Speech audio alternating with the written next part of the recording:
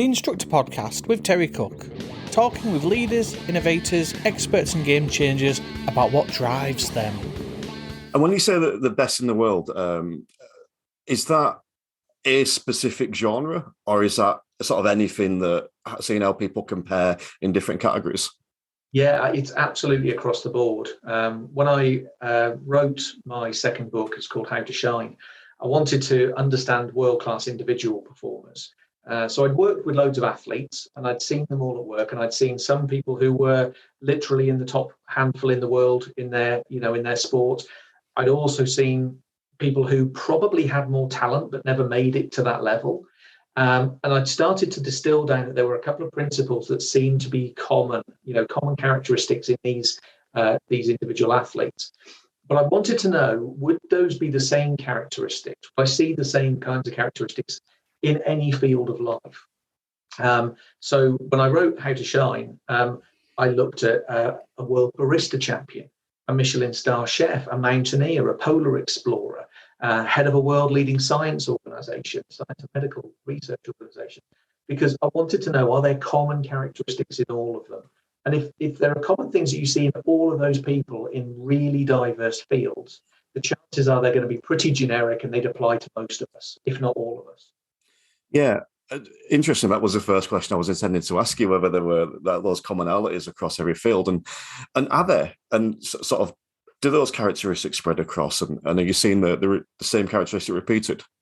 Yeah, absolutely. I did the research well over 10 years ago, probably 15 years ago on that.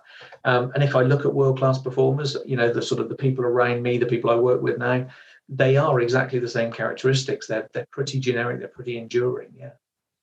What, if you were to sort of just throw a couple of those characteristics out, what would you say there were a couple of the main ones? So the one that's probably foundational, really fundamental, is that these guys tend to be powered by passion.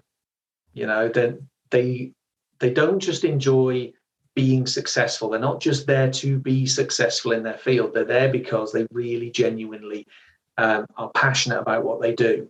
And sometimes there's a sort of an enjoyment in the process.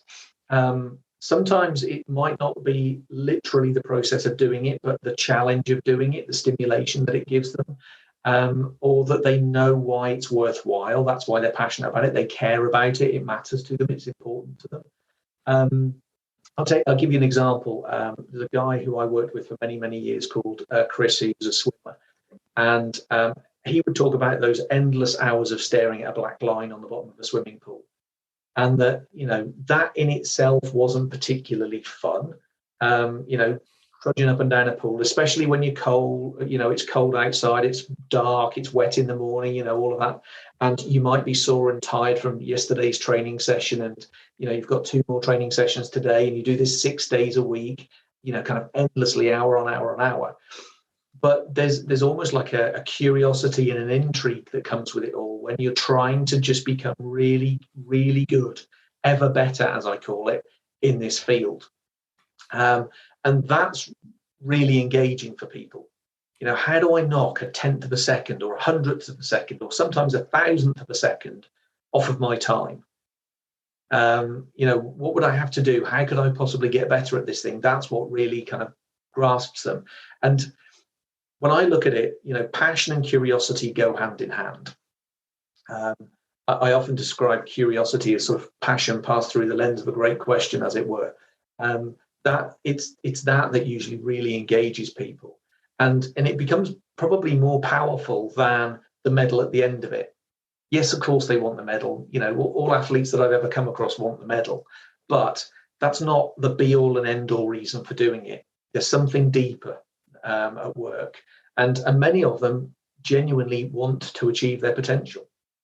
They want to know that whenever they finish doing this thing, athletes retire at a fairly early age normally, but whenever they finish doing this thing, they can look back and say no regrets. I think that's key. I mean, I'm by no means an athlete, but I would imagine it's if you do the absolute best you can do, that's the best you can do, and you've achieved your goal. And I think you make some key points there. I feel slightly under pressure now to produce some good questions for you, but I think the thing that you've just said there, you spoke about in passion and enjoyment and curiosity. And as you were saying them, it's straight away coming back to my profession of the ADIs, driving instructors. The ones that seem to enjoy the job most and essentially the ones that seem to be the most successful at it. And the ones that I see online and the various Facebook groups and social media and stuff, and it's just a job. Why we don't want to get big-headed, and they never seem to be happy. They never seem to enjoy it. But the ones that are like, it's not just a job. We're effectively changing someone's life. We might be giving someone potential for a new career, or well, in my case, when I learned to drive, it was just being able to get to the cinema. But that made a big difference, and I think it's an interesting parallel. And just on that, you mentioned about the swimmer there. I'm presuming with that you were referring to Chris Cook, because in your book, Two Lamps of the Pool, it was something that really, really resonated with me in that book. And I think you spoke then about he was struggling, and you kind of said something along the lines of, you just need to swim 2 lengths of the pool. And initially I'm taking a bit of offence at that. So I want to touch back on that a second, but that's something that helped me a lot with driving lessons, because for me, I don't just provide driving lessons. I provide theory test training. I've got Facebook groups. I've got podcasts out so I've got all this other stuff. And then I feel myself getting overwhelmed just because I've got to go and do a driving lesson. And from reading your books, like, you just need to go do a driving lesson. And then when I break it down to that, all of a sudden it feels a hell of a lot easier. So with people that have got that mentality, like you said, that almost Chris Cook have the mentality of, it's not just 2 lengths, and an instructor that might be, it's not just a lesson. How would you reframe that? So there are sort of different levels of this. The passion bit, the curiosity bit, that kind of motivational drive is all revolves around the why. Why do you do it? And I'm a huge fan of having a powerful why. And one that's not just linked to the outcome of, if I do this thing, I get paid, or if I do this thing, I win a medal or whatever. It's not just linked to the outcome. It's linked to the reason why you would do it. And one of my acid tests for motivation often is, what would happen if you won the lottery?